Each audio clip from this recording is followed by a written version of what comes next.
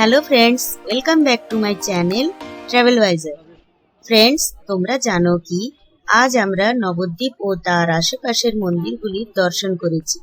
যেহেতু মায়াপুরের অধিকাংশ মন্দির সন্ধ্যে 7টা অবধি খোলা থাকে, তাই আমরা ভাবলাম যতগুলো মন্দির দর্শন করা যাবে ততগুলি মন্দির দর্শন করে নেব আমরা। আমার চ্যানেলের প্রিভিয়াস ভিডিও অর্থাৎ নবদ্বীপ দর্শনের ভিডিও যদি তোমরা মিস করে থাকো তাহলে আমার চ্যানেলটা ভিজিট করে নিও।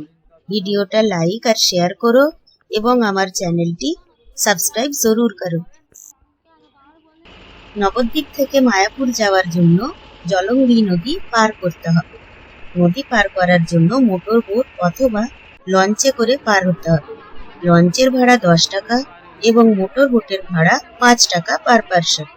নদী পার করতে যাদের ভয় পায় তারা লঞ্চে যেতে পারো, আর তাছাড়া লঞ্চ উপর থেকে ঢাকা থাকার জন্য রোদের হাত থেকেও বাঁচা যায়। মোটর বোটে ঢাকা না থাকার ফলে নদীর চারপাশের মনোরম দৃশ্য দেখতে খুব ভালো লাগবে। আমরা মোটর বোটে নদী পার হলাম আর নদীর চারপাশের ভিউ খুব ভালো লাগলো আমাদের।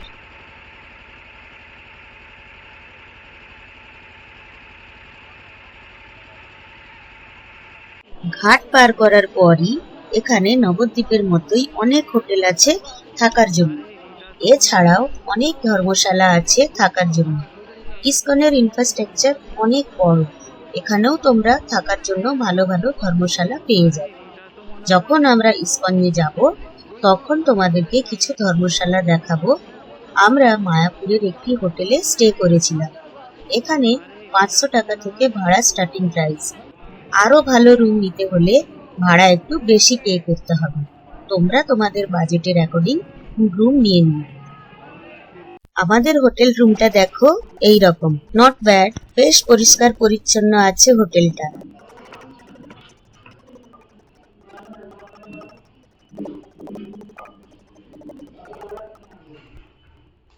মায়াপুর ঘাট থেকে অ্যাপ্রক্স 500 মিটার দূরে টোটো স্পট আছে।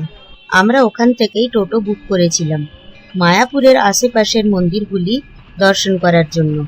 টোটোতে ভাড়া লেগেছিল 300 টাকা।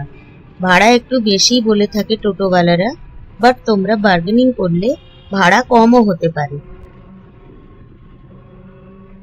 এখানে যতগুলি মন্দির দর্শন করেছিলাম ওই সব মন্দিরগুলিতে কোনো ফটো বা ভিডিও করা নিষেধ আছে, তাই কোনো ফটো বা ভিডিও আমি তোমাদেরকে শো করতে পারছি না।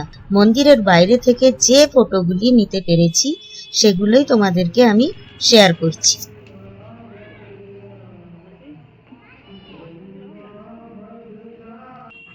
শ্রী চৈতন্য গৌড়ীয় মঠ, শ্রীলা প্রভুপাদা পুষ্প সমাধি, শ্রী গোপীনাথ গৌড়ীয় মঠ, শ্রী কৃষ্ণ চৈতন্য মঠ, শ্রী শ্রী গৌর নিত্যানন্দ মন্দির, এই সব মন্দিরগুলি আমরা দর্শন করেছিলাম। এই সব মন্দিরগুলি ইসকন থেকে 5-6 কিলোমিটারের মধ্যেই অবস্থিত। সেই জন্য মন্দিরগুলির দর্শনও খুব তাড়াতাড়ি হয়ে গেল। মন্দির দর্শন করে প্রায় সন্ধ্যে 7টার সময় আমরা ইসকনে এলাম।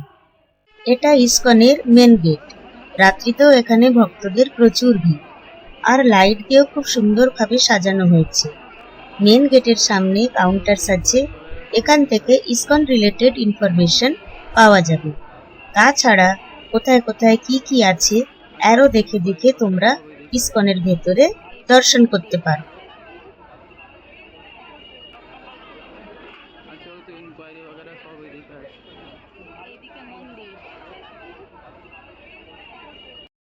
মহাপ্রসাদের জন্য এই সব কাউন্টারসগুলিতে কুপন পেয়ে যাবে।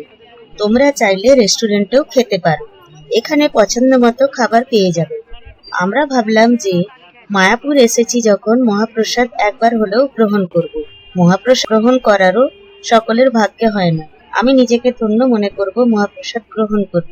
এখানে গদা ভবন, গীতা ভবন আর নামহট্ট ভবনের কাউন্টার্স আছে। সন্ধ্যে 7টার সময় আমরা ইসকনে এসেছিলাম, ততক্ষণ গদা ভবন ও নামহট্ট ভবনের কুপন শেষ হয়ে গিয়েছিল, তাই আমরা গীতা ভবনের কুপন নিলাম ডিনারের জন্য, যার মূল্য পার কুপন 40 টাকা করে। রাত্রি 8:30 থেকে মহাপ্রসাদ দেয়া শুরু হবে, তাই এখন আমাদের কাছে অনেক সময় আছে। সেই জন্য পুরো মন্দির পরিসর এবং ইস্কনের ভিতরটা দর্শন করে নিলাম। দেখো কি সুন্দর লাইট দিয়ে চারিদিক সাজিয়েছে, যেন রাত্রি বলে মনেই হচ্ছে না। মন্দির তো সুন্দর বটেই, লাইটগুলোর জন্য মন্দিরে যেন চার চাঁদ লেগে গেছে।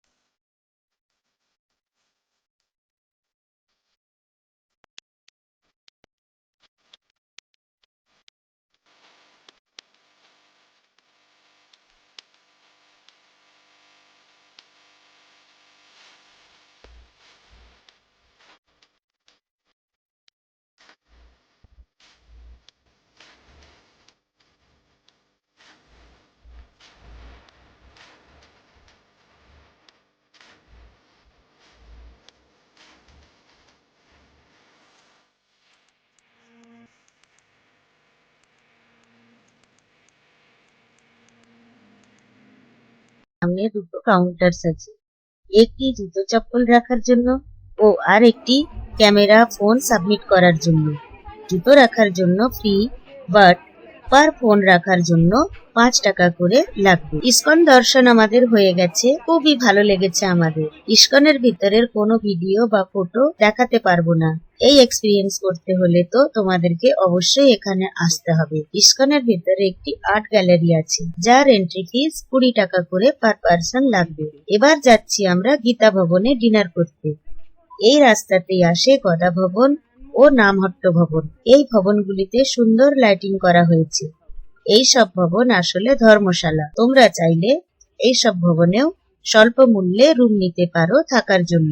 ভবনগুলির রিসেপশন থেকে থাকার ব্যাপারে সবকিছু জেনে নিতে পারো। যার কাছে যে ভবনের কুপন থাকবে তাকে সেই ভবনের হলে চলে যেতে হবে আর কুপন দেখিয়ে এন্ট্রি করতে হবে, কারণ এদের হলেই মহাপ্রসাদ দেয়া হয়।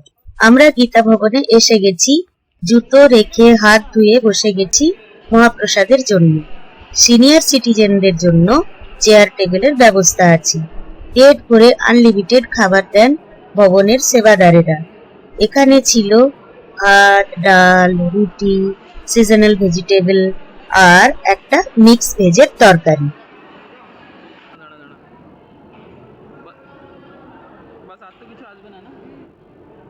মন্দিরের চত্বরে জায়গায় জায়গায় ওয়াশরুম আছে, তাই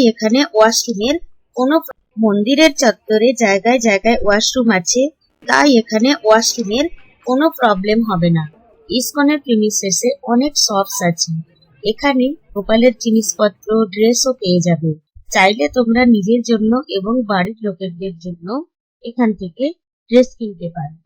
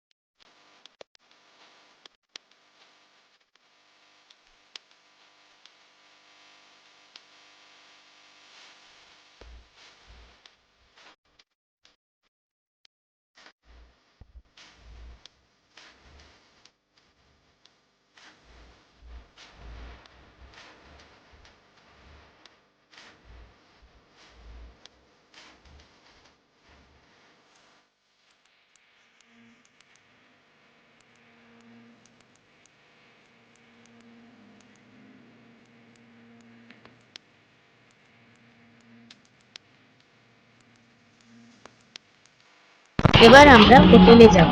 রাস্তার দুদিকে বিভিন্ন রকম শপস আছে, এখানে কিছু না কিছু পছন্দ তোমাদের এসেই যাবে। হ্যান্ডমেড জিনিসও খুব সুন্দর সুন্দর দেখতে পাচ্ছি। আমরা কাল সকালে গোশালা যাব।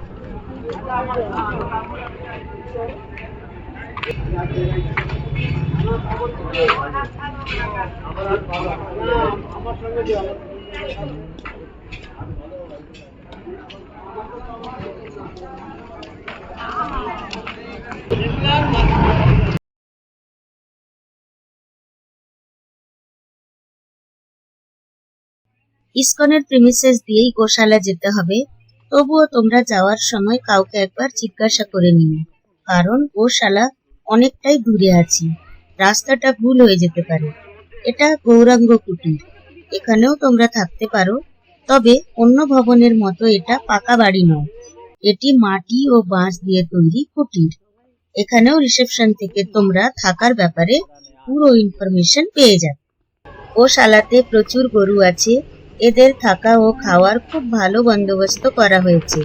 যদি তোমরা এই সব গরুদের খাবার দান করতে চাও তাহলে করতে পারো। খাবারের রেটগুলি আলাদা আলাদা আছে, যেটা তোমাদের সুটেবল হবে সেটা করতে পারো।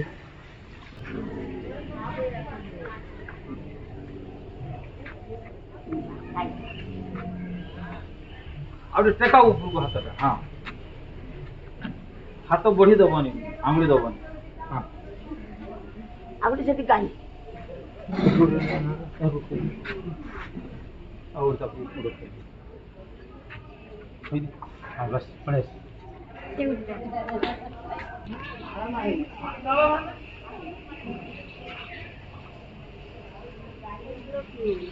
এখানে গরুর দুধ দিয়ে তৈরি দই, মাখন, ক্ষীর, ঘি ইত্যাদি এই সব শপে পাওয়া যায়। তোমরা চাইলে সুলভ মূল্যে এখান থেকে কিনতেও পারো।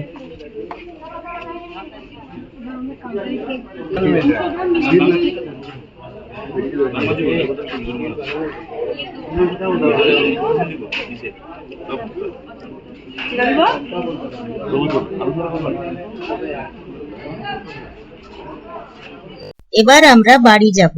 আই হোপ এই সিরিজ অর্থাৎ তারাপীঠ, নবদ্বীপ ও মায়াপুরের ভিডিওটা তোমাদের ভালো লেগেছে।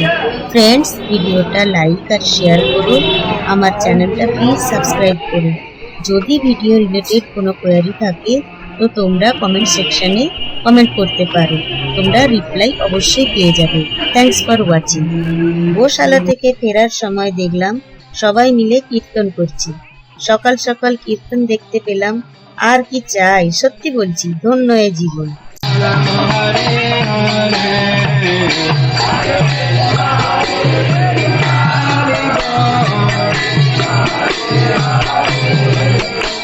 Hare Rama